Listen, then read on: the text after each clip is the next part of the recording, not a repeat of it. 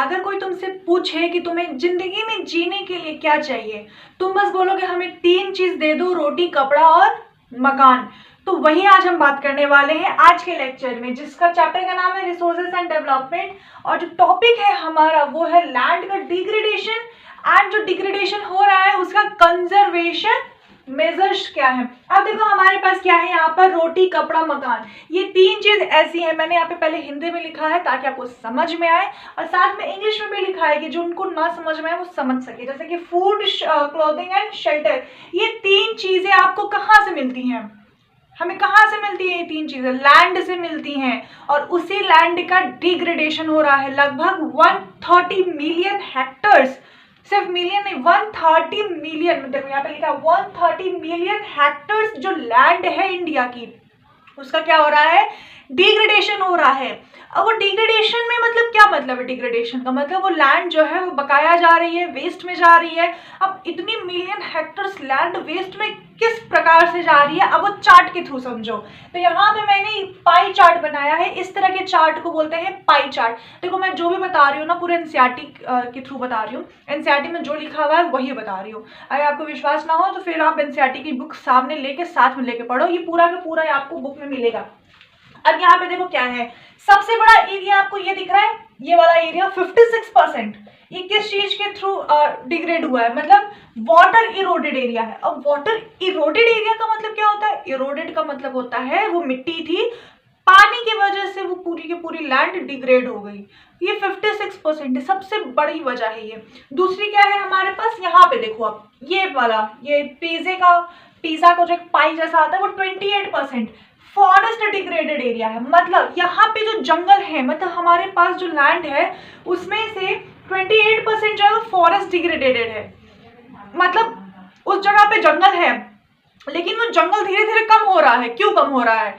Deforestation हो रहा है, वहां पर जंगल फायर्स चली जा रही है, फॉरेस्ट फायर्स आ रहे हैं, तो उसी वजह से क्या हो रहा है? फॉरेस्ट का डिग्रेडेशन हो रहा है। लेकिन फॉरेस्ट कहाँ पर है? लैंड पर ही तो है।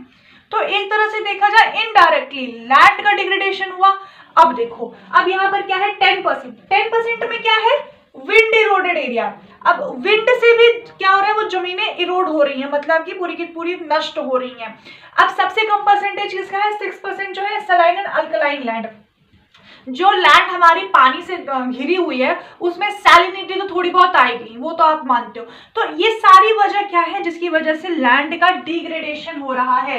तो आपकी जो एनसीईआरटी बुक है उसमें ये देखो, यहाँ पे यहाँ तक जो बताया गया है, ये पाई चार्ट तक, इतने में यही बताया गया है कि हमारे लैंड पे हमें फूड मिलता है, लैंड से क्लोथ मिलता है, हमें शेल्टर मिलता है, and 130 million hectares of land है, उनका डिग्रेडेशन बहुत बुरी तरीके से हो चुका है। अब हम बात करते हैं माइनिंग की।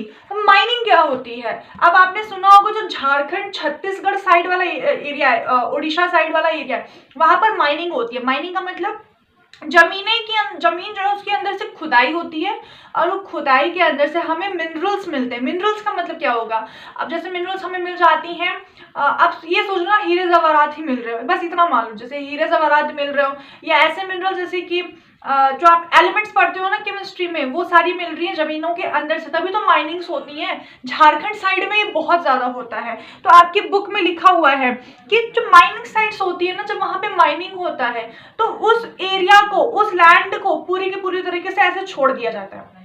अब मान लो आपने ये जो बोर्ड है, इतने एरिया में आपने की माइनिंग, और माइनिंग का मतलब आपने इतना अंदर तक का पूरा गड्ढा किया, उसके अंदर से जो जो आपको मिनरल्स चाहिए थे वो आपने निकाल लिए। अब इसके बाद आपने गड्ढे को भरा नहीं, छोड़ दिया।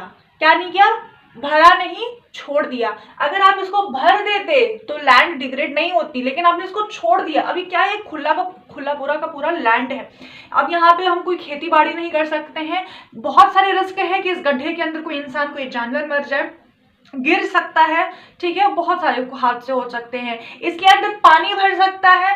तो इसकी वजह से क्या हुआ? वो पूरा का पूरा एरिया पूरा डिग्रेड हो गया। तो ये एक वजह है मिनरल्स माइनिंग साइट्स की। तो आपके बुक में लिखा हुआ है mining sites are abandoned. Abandoned का मतलब छोड़ दिया जाता है। आफ्टर एक्सकवेशन, मतलब मीनिंग भी बता रही हूँ मैं। एक्सकवेशन का मतलब है जब उसके अंदर से गड्ढा किया जाता है, खोदा जाता है, ठीक है। Deep scarce and traces over burdening, मतलब उसको पूरे छोड़ दिया जाता है, वो पूरा का पूरा मिट्टी जो निकाली गई थी बाहर ही दिख रही है। कौन कौन से स्टेट्स में, वो स्टेट्स आपका भी हो सकता है जहां आप अभी रह रहे हो, मतलब झारखंड है, छत्तीसगढ़ है, मध्य प्रदेश है, मुझे तो नहीं पता ना आप कौन से स्टेट्स अपनी मेरी वीडियो देख रहे हो, उड़ीसा है। तो यहाँ पर क्या होता है, डिफॉरेस्टेशन कर दिया जाता है। पहले तो जैसे जंगल है उसका डिफॉरेस्टेशन करो, क्यों, क्योंकि उस जमीन के नीचे से हम माइनिंग करेंगे। पहले तो आपने जंगल बर्बाद किया, फिर आपने माइनिंग करके उस लैंड को बर्बाद किया। माइनिंग करना है लेकिन एक प्रॉपर कंजर्वेशन मेजर्स के यूज के साथ माइनिंग करना है। तो ये बहुत एक बड़ा वजह होती है किसके लिए, लैंड के डिग्रेडेशन के लिए। अब हमारा जो स्टेट है जैसे उत्तर प्रदेश है, पंजाब है, हरियाणा है, यहाँ पर क्या होता है, यहाँ पर इरिगेशन की वजह से लैंड का डिग्रेडेशन होता है। अब इरिगेशन क्या होता है, आपने इरिगेशन का नाम सुना होगा, जब खेती बाड़ी की जाती है तो वहाँ पे इरिगेशन का यूज होता है, मतलब जो अनाज हम उपजाते हैं उसको पानी देना। तो पानी देने के बहुत सारे सिस्टम्स होते हैं, तो उसी को इरिगेशन बोलते हैं। तो उस इरिगेशन की वजह से भी वाटर लॉगिंग, वाटर इकट्ठा हो जाता है, तो इसकी वजह से लैंड का डिग्रेडेशन हो जाता है। तो ये कहाँ हो रहा है, याद करते चलो, कहाँ हो रहा है, इरिगेशन की वजह से उत्तर प्रदेश, पंजाब, हरियाणा, उत्तर प्रदेश का भी वेस्टर्न साइड, मध्य प्रदेश भी इसमें इंक्लूड है। अब माइनिंग की वजह से कहाँ हो रहा था, झारखंड, उड़ीसा, छत्तीसगढ़ और मध्य प्रदेश, इस जगह पे हो रहे थे। ठीक है, अब यहाँ पर देखो तो मिनरल प्रोसेसिंग, अब जैसे अब यहाँ पर आप देखो लाइमस्टोन, आपने सुना होगा नाम, चूना को इंग्लिश में हम बोलते हैं लाइमस्टोन, उसकी ग्राइंडिंग मतलब घिसना, उसको लाइमस्टोन को घिसने की एक इंडस्ट्री होती है। तो फॉर सीमेंट इंडस्ट्रीज, जब सीमेंट बनता है तो हमें चूने का इस्तेमाल आता है, तो हम लाइमस्टोन को घिसते हैं चूने के लिए, सॉरी लाइमस्टोन को घिसते हैं हम सीमेंट के लिए। चूने के लिए क्यों घिसेंगे हम चूने को घिसते हैं किसके लिए, सीमेंट के लिए। And calcite and soapstone, calcite क्या होता है, अब देखो एनसीईआरटी ने वर्ड कैसा यूज किया है, कैल्साइट मतलब कैल्शियम कार्बोनेट को इन्होंने बोल दिया है कैल्साइट। कैल्शियम कार्बोनेट का फॉर्मूला आप लोग कमेंट में बताना, ये होमवर्क यहाँ पे, कैल्शियम कार्बोनेट का फॉर्मूला आप लोग कमेंट में बताना। और जो सोप स्टोन है, कैल्साइट, कैल्शियम कार्बोनेट आपको पता चल गया। अब सोप स्टोन क्या होता है, बहुत ही सॉफ्ट सा स्टोन। जब आप स्टैचू देखते हो, जो स्टैचूज बनती हैं वो सोप स्टोन की ही बनती है। मिट्टी के बर्तन बनते हैं, पत्थर के बर्तन बनते हैं, वो भी सोप स्टोन के बनते हैं। तो बहुत ही सॉफ्ट सा स्टोन होता है, बहुत ही सॉफ्ट सा पत्थर होता है। तो इन सब का जब यूज होता है ना, जब आप उसको घिस रहे हो तो ऑफकोर्स उसमें से कुछ डस्ट पार्टिकल्स निकलेंगे जो कि एटमॉस्फेयर में फैलेंगे कि नहीं फैलेंगे, तो इसमें एटमॉस्फेयर प्रदूषित हुआ कि नहीं हुआ। अभी आपने देखा होगा इंडिया के काफी ज्यादा स्टेट्स जो हैं वो AQI ने जो निकाला है उसमें दिखाया कि बहुत ज्यादा पोल्यूशन हो रहा है। कौन सा, एयर पोल्यूशन हो रहा है। तो उसके लिए मेजर्स के लिए क्या एक हम कर सकते हैं, पहला है तो डिफॉरेस्टेशन कम करो, एफॉरेस्टेशन करो। आपके बुक में भी साफ साफ लिखा हुआ है कि इन सब प्रोसेस को हटाने के लिए हमें सबसे पहले इसका जो सॉल्विंग प्रॉब्लम है, मतलब प्रॉब्लम को हम सॉल्व कैसे कर सकते हैं, एफॉरेस्टेशन करो एंड प्रॉपर मैनेजिंग करो ग्रेजिंग। अब ओवर ग्रेजिंग भी एक बहुत बड़ी समस्या हो रही है।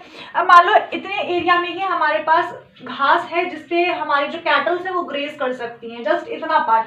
तो यहाँ का जो है, अब मान लो इतने 10 कैटल्स के लिए अमाउंट ऑफ ग्रासेस है, लेकिन यहाँ पे कितनी करी है, 100 कैटल्स अगर यहाँ पे ग्रेज करेंगी तो यहाँ पे ओवर ग्रेजिंग हो रही है, लेकिन हमारे पास घास तो कम है ना, तो इसकी वजह से भी लैंड का डिग्रेडेशन होता है।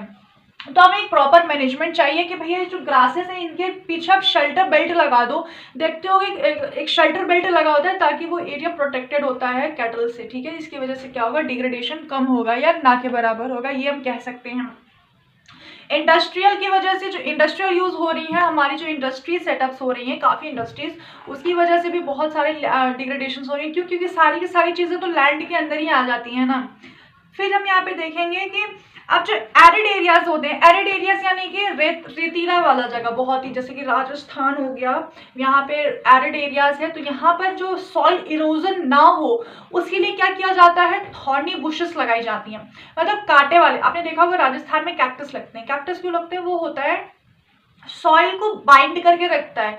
अब सॉइल को वो बाइंड करके रखेगा तो वो सॉइल इरोजन नहीं होने देगा, समझ रहे हो। अब यहाँ पे अगर मैंने यहाँ पे कैक्टस का प्लांट लगाया है तो उसकी जो रूट्स होती है ना काफी ज्यादा स्ट्रांग होती हैं, तो वो सॉइल को ना वैसे बाइंड करके रखता है, जिसकी वजह से सॉइल इरोजन होने ही नहीं देता है वो कैक्टस का प्लांट। इसलिए एरिड एरियाज में हम क्या लगाते हैं, थॉर्नी बुशेस लगाते हैं। क्या लगाते हैं, थॉर्नी बुशेस लगाते हैं। इससे हमें ये भी पता चलता है कि उस जगह पर कितना लैंड डिग्रेडेशन हो रहा है, ठीक है, क्योंकि वो होने ही नहीं देता है, सॉइल को बाइंड करके रख लेता है। तो हमें एक प्रॉपर मैनेजमेंट चाहिए वेस्ट लैंड्स के लिए, ठीक है, माइनिंग एक्टिविटीज कंट्रोल के अंदर हो और प्रॉपर डिस्चार्ज, भैया जो इंडस्ट्री से इतने सारे जो कचरे निकल रहे हैं ना उस सड़क पे ना फैले, उसका एक प्रॉपर मैनेजमेंट होना चाहिए। तो इन सब के लिए एक प्रॉपर हमें कंजर्वेशन मेजर्स चाहिए।